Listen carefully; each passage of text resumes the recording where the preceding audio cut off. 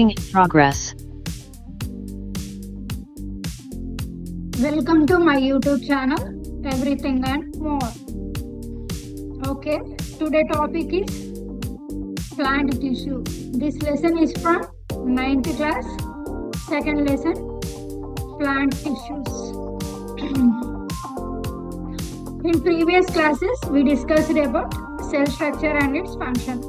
What is meant by cells means cell is a basic unit of our life. ఎందుకు cell ని basic unit అని అంటారంటే ప్రతి జీవికి మొదటిగా భూమిపైకి వచ్చింది వేటి ద్వారా అంటే సెల్ నుంచే. కాబట్టి సెల్ ని ఏమని అంటాము, బేసిక్ యూనిట్ ఆఫ్ లైఫ్ అని అంటాం. అండ్ నెక్స్ట్ సెల్ నుంచి ఫామ్ అయ్యేది ఏంటి అంటే నెక్స్ట్ లెవెల్ టిష్యూస్. ఇలా సెల్ నుంచి ఫామ్ అయ్యేదాన్ని టిష్యూస్ అని అంటాము. సెల్ అంటే సెల్ గ్రూప్ ఆఫ్ సెల్స్, ఒకటి లేదా రెండు కంటే అంతకంటే ఎక్కువ సెల్స్ ఒక గ్రూప్ లాగా ఫామ్ అయ్యి వాటి నుండి వచ్చే రిజల్ట్ టిష్యూస్. ఇట్లా group of cells together form tissues. Tissues cell నుంచి టిష్యూస్ వస్తాయి. కాబట్టి సెల్ టిష్యూస్ కి రావడానికి కారణం ఏంటి, సెల్. అందుకే cell basic unit of life అని అంటాము. అండ్ నెక్స్ట్ ఇందులో మనం ప్రీవియస్ క్లాస్ లో రెండు ఏమంటారు యూనిసెల్యులర్ ఆర్గానిజం మరియు మల్టీ సెల్యులర్ ఆర్గానిజం గురించి తెలుసుకుందాం కదా. ఫస్ట్ యూనిసెల్యులర్ ఆర్గానిజమ్స్ అంటే ఏంటి తెలుసుకుందాము. యూనిసెల్యులర్ అంటే యూని అంటే సింగిల్, సెల్యులర్ అంటే సింగిల్ సెల్ ఉన్న ఆర్గానిజం ని యూనిసెల్యులర్ ఆర్గానిజమ్స్ అని అంటారు. Next multi cellular organisms. Multi అంటే మెనీ, సెల్యులర్ అంటే సెల్. ఇట్లా మోర్ దెన్ 2 cells అంటే మల్టీ సెల్యులర్ ఆర్గానిజమ్స్ అని అంటాము. అండ్ ఇప్పుడు యూనిసెల్యులర్ ఆర్గానిజమ్స్ గురించి తెలుసుకుందాం. యూనిసెల్యులర్ అంటే ఇందులో ఓన్లీ సింగిల్ సెల్లే ఉంటుంది. Only single cell is present. ఈ సింగిల్ సెల్ ద్వారానే అన్ని లైఫ్ ప్రాసెస్ అనేటివి జరుగుతాయి. ఏమేమి అంటే రెస్పిరేషన్ కావచ్చు, సర్క్యులేషన్ కావచ్చు, రీప్రొడక్షన్ ఎక్సెట్రా. ఇలా ఇవన్నీ ఓన్లీ ఒక సింగిల్ సెల్ ద్వారానే ఈ ప్రాసెస్ అనేటివి జరుగుతాయి. Respiration, circulation, reproduction etcetera. అందుకే ఇలాంటి ఆర్గానిజమ్స్ ఏమని అంటాము, యూనిసెల్యులర్ ఆర్గానిజమ్స్ అని అంటాము. యూనిసెల్యులర్ ఆర్గానిజమ్స్ కి ఎగ్జాంపుల్ ఏంటి అంటే అమీబా కావచ్చు, రెండోది బ్యాక్టీరియం. ఈ రెండు వచ్చేసి యూనిసెల్యులర్ ఆర్గానిజమ్స్. బ్యాక్టీరియం అంటే కొన్ని బ్యాక్టీరియాలు మల్టీ సెల్యులర్, అంటే కొన్ని బ్యాక్టీరియాలు సింగిల్ సెల్యులర్ ఆర్గానిజమ్స్ ఉంటాయి.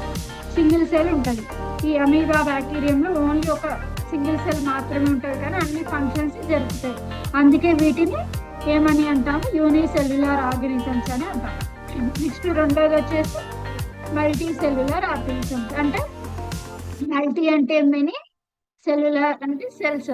ఇట్లా ఒకటి లేదా రెండు లేదా అంతకంటే సెల్స్ ఉంటే ఆ ఆర్గానిజమ్స్ ని ఏమని అంటాము, మల్టీ సెల్యులర్ ఆర్గానిజమ్స్ అని అంటాము. ఎగ్జాంపుల్ ఇవి మల్టీ సెల్యులర్ ఆర్గానిజమ్స్ కి ఎగ్జాంపుల్స్ ఏంటి అంటే మెయిన్ గా స్పాంజిస్ కూడా మోర్ దెన్ 2 cells ఉంటాయి. ఇది కూడా tissue level more than 2 cells ఉంటాయి కాబట్టి ఇది multi cellular organism. Next earth worms. Earth వామ్ లో వచ్చేసి కూడా మల్టీ సెల్యులర్ ఆర్గానిజం. ప్లాంట్స్ ఇలా మొలస్కా కింగ్డమ్ కావచ్చు, తర్వాత మొలస్కా క్లాస్ కావచ్చు. నెక్స్ట్ ఎకైనోడర్మటా కావచ్చు, అండ్ ఆర్థ్రోపోడా ఫైలం కావచ్చు. ఇలా చాలా రకాల ఉంటాయి కదా, చాలా ఫైలాస్ ఉంటాయి కదా. అవన్నీ ఆర్థ్రోపోడా కావచ్చు, ఎకైనోడర్మటా కావచ్చు, తర్వాత అనిలీడాస్ కావచ్చు. ఇవన్నీ మల్టీ సెల్యులర్ ఆర్గానిజమ్స్ కిందకి వస్తాయి. యూనిసెల్యులర్ అంటే ఓన్లీ సింగిల్ సెల్ ఉంటే యూనిసెల్యులర్ ఆర్గానిజమ్స్. మల్టీ సెల్యులర్ అంటే మోర్ దెన్ 2 cells ఉంటే వాటి మల్టీ సెల్యులర్ ఆర్గానిజమ్స్ అని అంటారు. ఇందులో మల్టీ సెల్యులర్ ఆర్గానిజమ్స్ చాలా రకాల సెల్స్ ఉంటాయి. ఎగ్జాంపుల్ న్యూరాన్ సెల్స్ లాగా, నెఫ్రాన్ సెల్స్, ఇలా వివిధ రకాల సెల్స్ ఉంటాయి. ఒక్కొక్క సెల్స్ ఒక్కొక్క ఫంక్షన్ చేస్తారు. ఎగ్జాంపుల్ నెఫ్రాన్ సెల్స్ వచ్చేసి కిడ్నీలో ఉంటాయి. ఈ నెఫ్రాన్ సెల్స్ ఏం పనిచేస్తాయి అంటే బ్లడ్ ని ఫిల్టర్ చేస్తాయి. న్యూరాన్ సెల్స్ వచ్చేసి ఇక్కడ ఉంటాయి అంటే బ్రెయిన్ లో ఉంటాయి.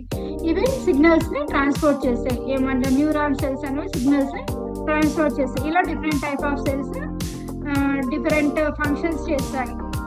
అందుకే వీటిని మల్టీ సెల్యులర్ ఆర్గానిజమ్స్ అని అంటారు. అండ్ ఇంకా కొన్ని యూనిసెల్యులర్ ఆర్గానిజమ్స్ వచ్చేసి పారామీషియం, అమీబా, యుగ్లినా, ఇవన్నీ సింగిల్ సెల్యులర్ ఆర్గానిజమ్స్. దీంట్లో ఓన్లీ కేవలం ఒక సెల్ మాత్రమే ఉంటుంది. కాకపోతే దానికి ఏమంటారు, సెల్ లోపల ఉండే మరిన్ని ఏమంటారు కాంట్రాక్టైల్ వాక్యూల్స్, సైటోప్రోస్ట్, సైటోసోమ్, ఇలా సిలియా కొన్ని భాగాలు ఉంటాయి. వీటి ఫ్లాజిలం వచ్చేసి యుగ్లినాలో ఫ్లాజిలం ఉంటుంది. ఇది లైక్ కొరడాలాగా ఉంటుంది. ఎందుకు యూజ్ అవుతుంది అంటే ఫుడ్ సబ్స్టెన్స్ కోసం కావచ్చు, లేకపోతే రిప్రొడక్షన్ కోసం కావచ్చు. ఇలా ఫ్లాజిలం అనేది యుగ్లినాలో యూజ్ అవుతుంది. నెక్స్ట్ అమీబాలో మెయిన్ పార్ట్ వచ్చేసి సూడోపోడియా. సూడో అంటే ఏంటి, false. Pseudo means false, pores means legs. అంటే ఫాల్స్ లెగ్స్ అనేటివి ఉంటాయి. అంటే ఇవి రియల్ లెగ్స్ కాదు, ఫాల్స్ లెగ్స్. ఇవి ఎందుకు యూజ్ అవుతాయి, మూవ్మెంట్ కోసం కావచ్చు, అండ్ ఫుడ్ ఒక ప్లేస్ నుంచి ఇంకో ప్లేస్కి పోవడం కోసం, ఫుడ్ కోసము, ఇలా వాటి అవసరాల కోసం ఈ సూడోపోడ్స్ అనేటివి యూజ్ అవుతాయి.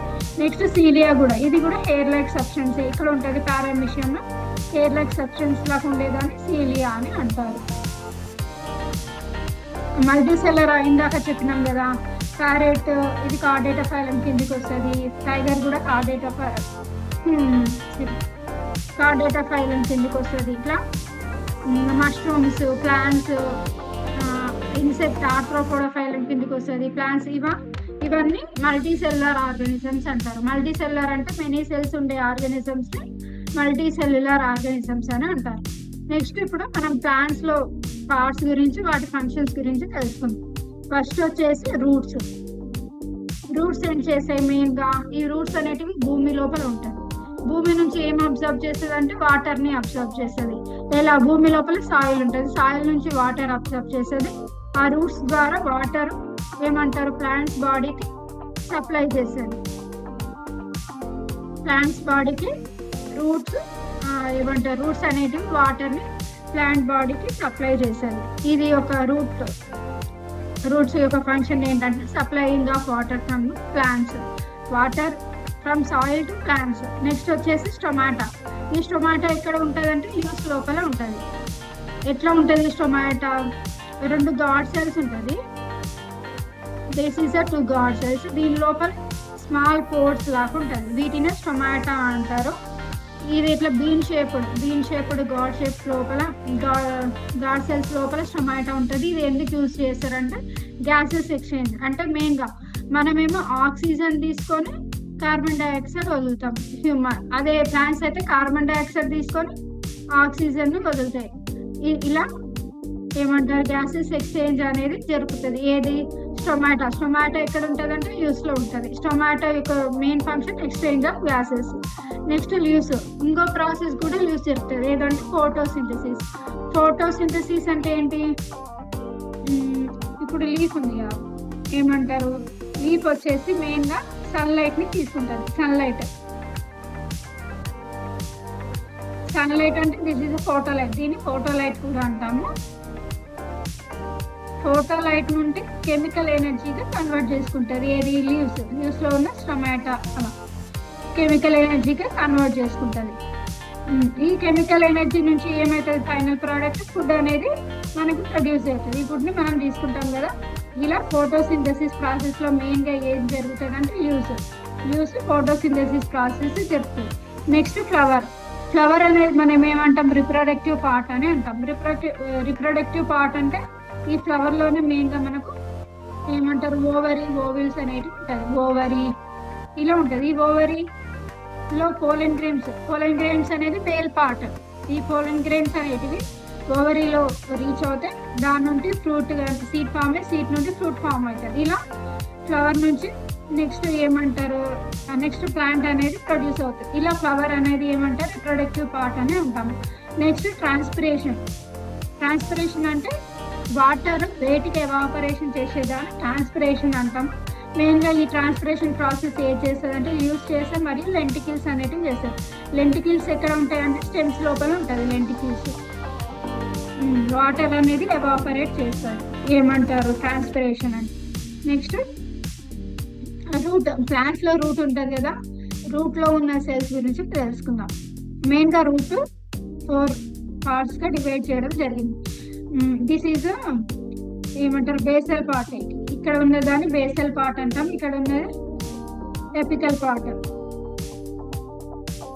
ఎపికల్ రీజియన్ లో మెయిన్ గా సెల్స్ అనేటివి ఇక్కడ ఉంటాయి. స్టార్టింగ్ రీజన్ ఇది, దీన్ని రూట్ క్యాప్ అని అంటాము.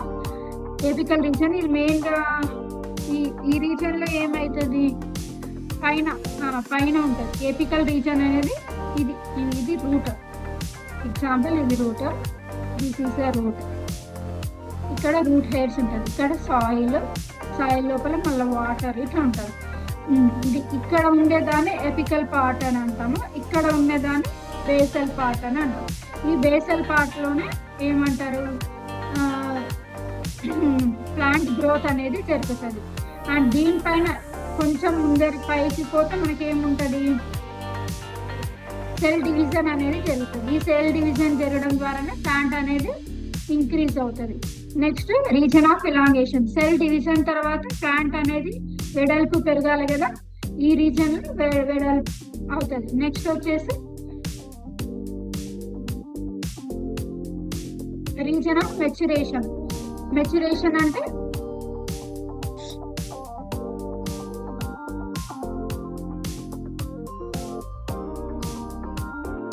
ఇక్కడ ప్లాంట్ ఈ రీజన్ లో రూట్ హెయిర్ అనేది ఉంటుంది. ఇక్కడ చెప్పినాం కదా, ఈ రీజన్ లో రూట్ హెయిర్ అనేది ఉంటుంది. రూట్ హెయిర్ అంటే ఈ రూట్ హెయిర్ ఎందుకు యూజ్ చేస్తుంది, ఏమన్నా సాయిల్ నుంచి వాటర్ అబ్జర్వ్ చేయడంలో కానీ మినరల్స్ అబ్జర్వ్ చేయడంలో కానీ రూట్ హెయిర్ అనేది మనకు సెల్స్ లోపల యూటిలైజ్డ్ అవుతుంది. ఇది సెల్లో ఉన్న రూట్ టిప్ యొక్క పార్ట్స్. నెక్స్ట్ ప్లాంట్స్ లో ఉన్న టిష్యూస్ గురించి తెలుసుకుందాం. ప్లాంట్స్ లో మెయిన్ గా ఎన్ని రకాల టిష్యూస్ ఉంటాయంటే మెయిన్ గా meristematic tissue, dermal tissue, ground tissue, vascular tissue. And ఇప్పుడు మనం ఫస్ట్ అందులో మెరిస్టమాటిక్ టిష్యూ గురించి తెలుసుకుందాం. This is the tissue. ఏమంటారు tissues in plant. Meristematic tissue, vascular tissue, ఇది గ్రౌండ్ టిష్యూ, మధ్యలో ఉండేదాన్ని పిటీ పార్ట్ అని అంటాం. అండ్ నెక్స్ట్ ఇప్పుడు మెరిస్టమాటిక్ టిష్యూ మళ్ళీ ఎన్ని రకాలుగా డివిజన్ అయిందంటే 3 రకాలుగా డివిజన్ అయింది. ఫస్ట్ వచ్చేసి ఎపికల్ మెరిస్టమాటిక్ టిష్యూ, రెండోది వచ్చేసి లాటరల్ మెరిస్టమాటిక్ టిష్యూ, మూడోది వచ్చేసి intercalary meristematic tissue. Apical meristematic, apical అంటే చెప్పుకున్నాం కదా, పైన ఉండే భాగాన్ని ఎపికల్ మెరిస్టమాటిక్ టిష్యూ అని అంటాము. రెండోది లాటరల్, మూడోది intercalary meristematic tissue. Apical meristematic tissue మెయిన్గా ఎందుకు యూజ్ అవుతుందంటే గ్రోత్, హైట్ పెరగడానికి ఎపికల్ మెరిస్టమాటిక్ టిష్యూ అనేది యూజ్ అవుతుంది. అండ్ నెక్స్ట్ లాటరల్ ఎట్లా, లాటరల్ మెరిస్టమాటిక్ టిష్యూ ఈ ప్లేస్ లో ఉండేదాన్ని లాటరల్ మెరిస్టమాటిక్ టిష్యూ అంటారు. ఇది సెల్ ఎలాంగేషన్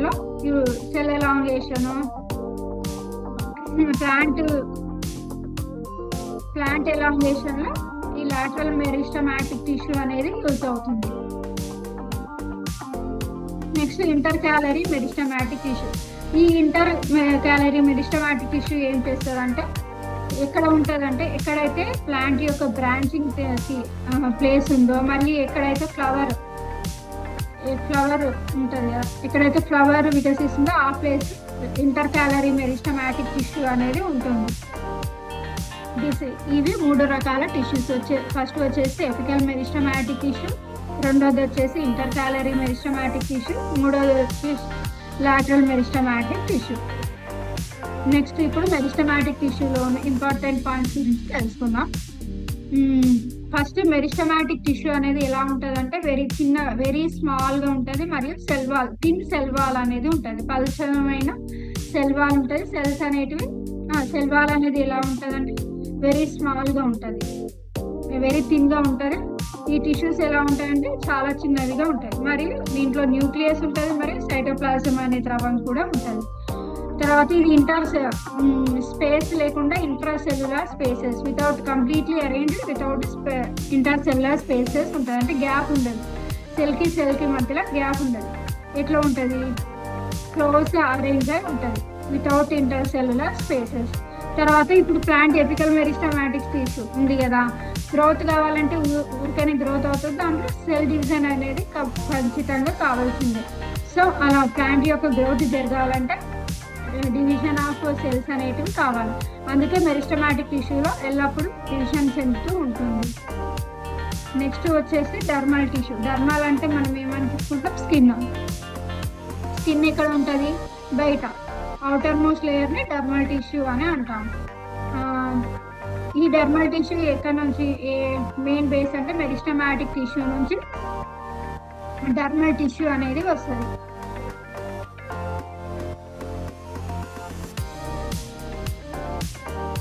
డర్మల్ టిష్యూ అనేది మెరిస్టమాటిక్ టిష్యూ నుండి వస్తుంది. నెక్స్ట్ వచ్చే గ్రౌండ్ టిష్యూ కూడా మెరిస్టమాటిక్ టిష్యూ నుంచి డర్మల్ టిష్యూ ఏమంటారు, మెరిస్టమాటిక్ టిష్యూ నుంచి వస్తుంది.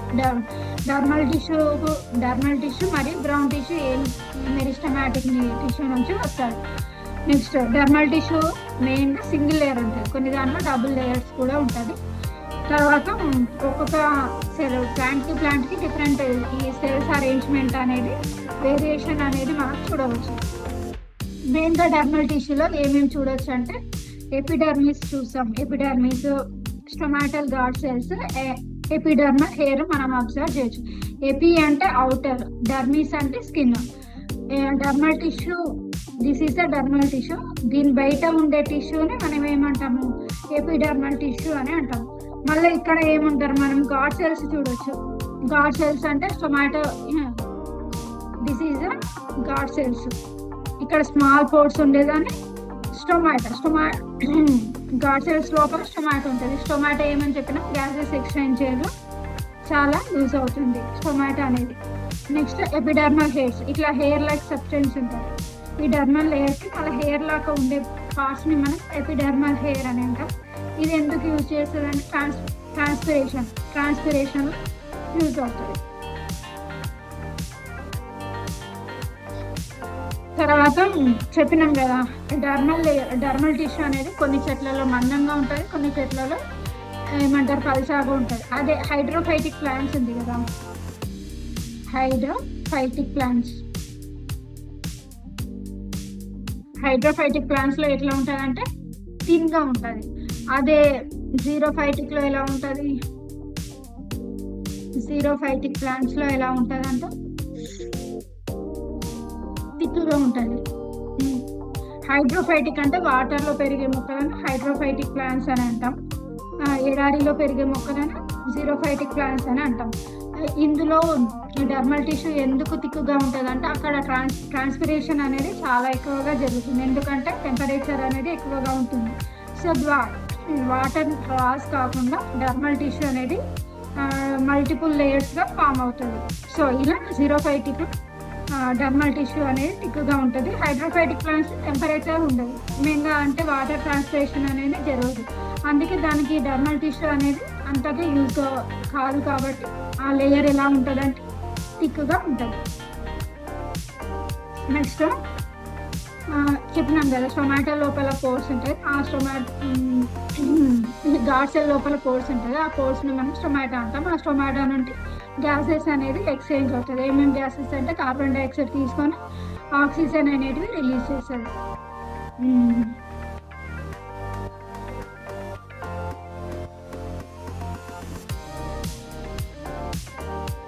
నెక్స్ట్ కొన్ని ప్లాంట్స్ ఏంటంటే కొన్ని పదార్థాలను స్టోర్ చేసుకొని ఉంటాయి. అవి ఎక్స్క్రేటరీ ప్రోడక్ట్స్ కావచ్చు, మెటీరియల్స్ కావచ్చు.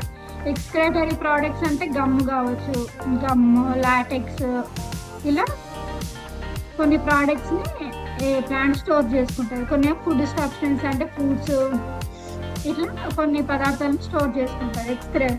ఇవి గమ్ము, లాటెక్స్ అనేటివి ప్లాంట్ పరంగా చూస్తే ఎక్స్క్రేటరీ ప్రోడక్ట్స్. మనమేమో ఏమంటారు, ఇవి నెసెసరీ అంటే మెయిన్గా యూటిలైజ్ ప్రోడక్ట్స్. ఇలా ప్లాంట్స్ అనేటివి ఎక్కడ సెక్రేట్ చేసే గమ్స్ అనేది ఎక్కడ రిలీజ్ అవుతుంది, డర్మల్ లేయర్ నుంచి గమ్ అనేది రిలీజ్ అవుతుంది.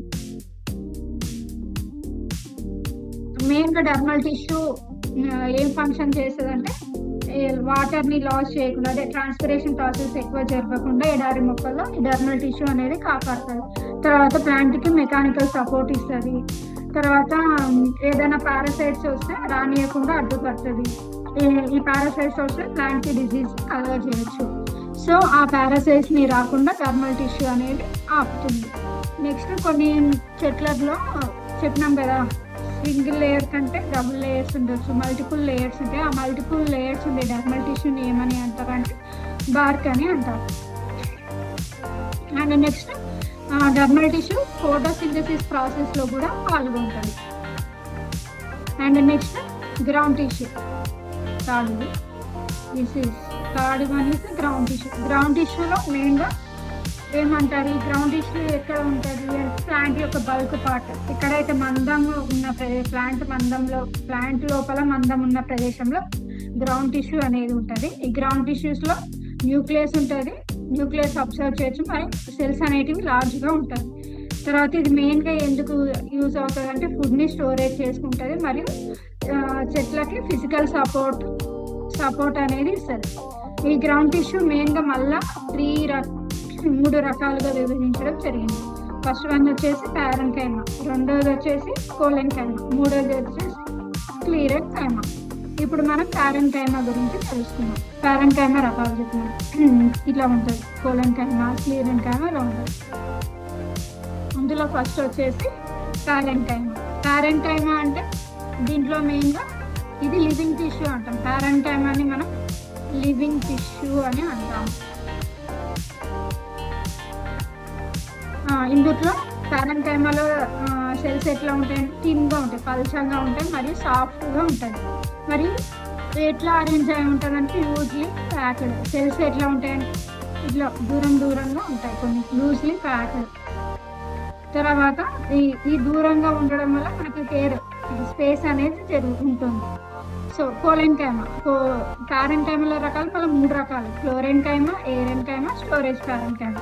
క్లోరెన్కైమా అంటే దీంట్లో ప్యారెన్కైమా లివింగ్ టిష్యూ అని అన్నాం కదా, ఎందుకంటే దీంట్లో క్లోరోప్లాస్ట్ అనేది ఉంటుంది, అందుకే దీన్ని క్లోరెన్కైమా అంటాం. నెక్స్ట్ ఏరెన్కైమా, సెల్కి గ్యాప్ ఉంటుంది కాబట్టి హెయిర్ స్పేసెస్ ఉంటుంది కాబట్టి ఏరెన్కైమా అని అంటాము.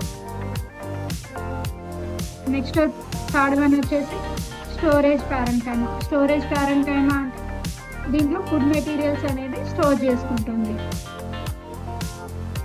అందుకే స్టోరేజ్ ప్యారెన్కైమా అని కూడా అంటాం. ఇందాక డిస్కషన్ చేసినాం కదా, క్లోరెన్కైమా, ఏరెన్కైమా, స్టోరేజ్. కోలెన్కైమా అంటే క్లోరెన్ అంటే క్లోరోప్లాస్ట్ ఉంటుంది, ఏరెన్కైమా అంటే హెయిర్ స్పేసెస్ ఉంటుంది కాబట్టి ఏరెన్కైమా అంటాం. స్టోరేజ్ ప్యారెన్కైమా అంటే వాటర్ సబ్స్టెన్స్ కావచ్చు, ఫుడ్ సబ్స్టెన్స్ కావచ్చు, వేస్ట్ ప్రోడక్ట్ కాబట్టి ఇక్కడ స్టోర్ అయి ఉంటుంది కాబట్టి స్టోరేజ్ ప్యారెన్కైమా అని అంటాం. This is the view of storage parenchyma, aerenchyma ఇలా. నెక్స్ట్ వచ్చేసి కోలెన్కైమా. గ్రౌండ్ టిష్యూలో రెండోది కోలెన్కైమా. ఇందులో ఎలా ఉంటుంది అంటే టిష్యూస్ థిక్ సెల్ వాల్, అక్కడనేమో ప్యారెన్కైమా వచ్చేసి థిన్ సెల్ వాల్, కోలెన్కైమా వచ్చేసి థిక్ సెల్ వాల్. తర్వాత సెల్ సైజ్ కూడా పెద్దగా ఉంటుంది కంపేర్ టు ప్యారెన్కైమా. తర్వాత నెక్స్ట్ వచ్చేసి స్క్లీరెన్కైమా. ఇక్కడ ఏమంటారు, ప్యారెన్కైమా క్లోరెన్కైమా కంటే చాలా టైట్గా సెల్స్ అనేవి ప్యాక్ అయి ఉంటుంది, వితౌట్ స్పేసెస్. ప్యారెన్కైమాలో స్పేసెస్ అనేది ఉంటుంది. తర్వాత ఈ కోలెన్కైమా మరియు స్క్లీరెన్కైమా, ప్యారెన్కైమా ఉన్నాయి కదా, ఇక్కడ నుంచి ఏర్పడినా అంటే మెయిన్గా డర్మల్ టిష్యూ నుంచి కూడా ఫామ్ అయింది. సారీ, కోలెన్కైమా, స్క్లీరెన్కైమా ఉంది కదా, కోలెన్కైమా నేమో సెమీ లివింగ్ టిష్యూ అంటాము, అది స్క్లీరెన్కైమా వచ్చేసి డెడ్ టిష్యూ అని అంటాము. ఎందుకంటే ఇందులో ప్యారెన్కైమా అనేది ఉండదు, డెడ్ టిష్యూ అని అంటాం దీన్ని.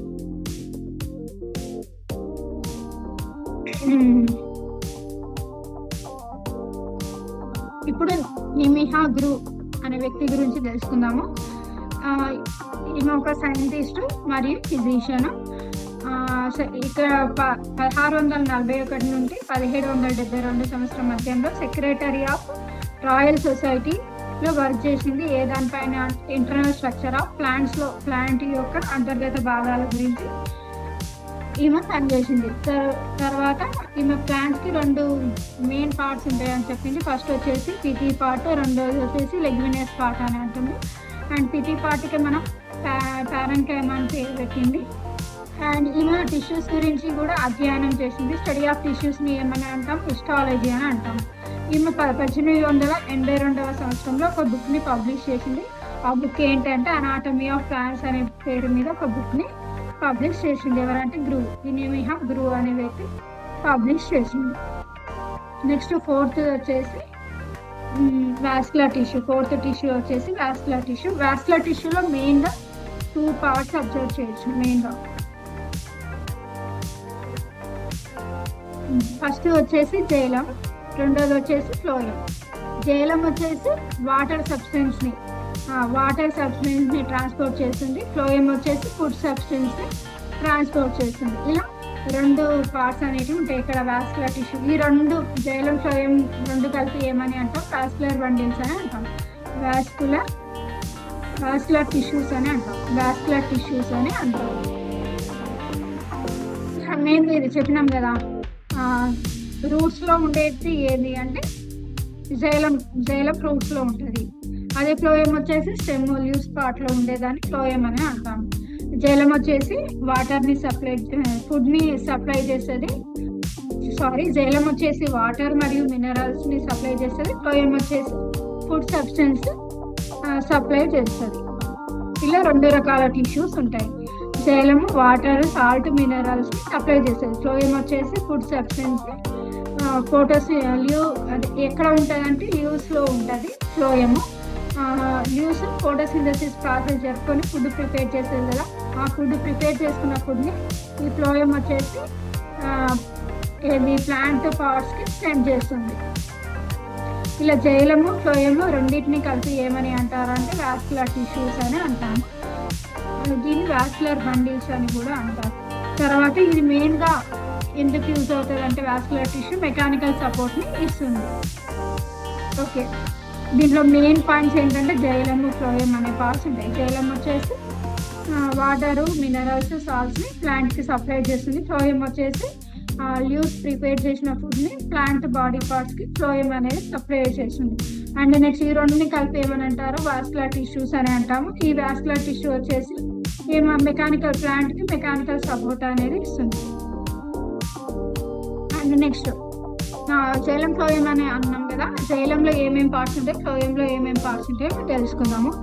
జైలంలో మెయిన్గా elongated rocket cells, tubular vessels, fibres, parenchyma ఇలా జైలంలో ఉండే పార్ట్స్. నెక్స్ట్ ఫ్లోయంలో వచ్చేసి long sieve cells, sieve tubes, companion cells, fibres, parenchyma. Okay, xylem వచ్చేసి ఏంటి, వాటర్ సబ్స్టెన్స్, వాటర్ని, సాల్ట్ని, మినరల్స్ని ఇలా ట్రాన్స్పోర్ట్ చేస్తుంది జైలం. ఫ్లోయం వచ్చేసి ఫుడ్ని చేస్తుంది. This is the main difference of xylem and phloem. ఇది మెయిన్గా టెట్లో కానీ డిఎస్లో కానీ అడిగే ఛాన్సెస్ ఎక్కువగా ఉంటాయి. జైలంకి ఫ్లోయం యొక్క పార్ట్స్ ఇవి ఇంపార్టెంట్.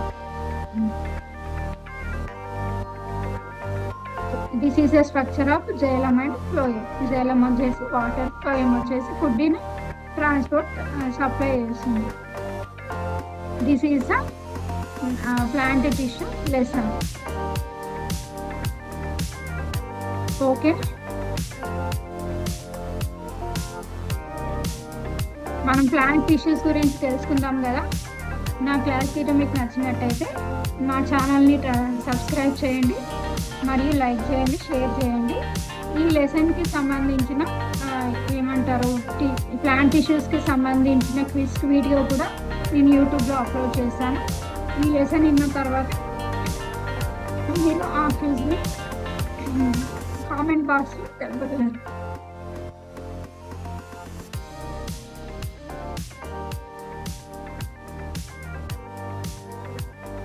ఈ లెసన్కి సంబంధించిన క్విజ్ వీడియో కూడా మీకు యూట్యూబ్లో పెట్టడం జరుగుతుంది. లెసన్ విన్న తర్వాత ఆ వీడియో చూసి ఆన్సర్స్ కామెంట్ బాక్స్లో కామెంట్ చేయండి. Okay, thank you for watching. Thank you.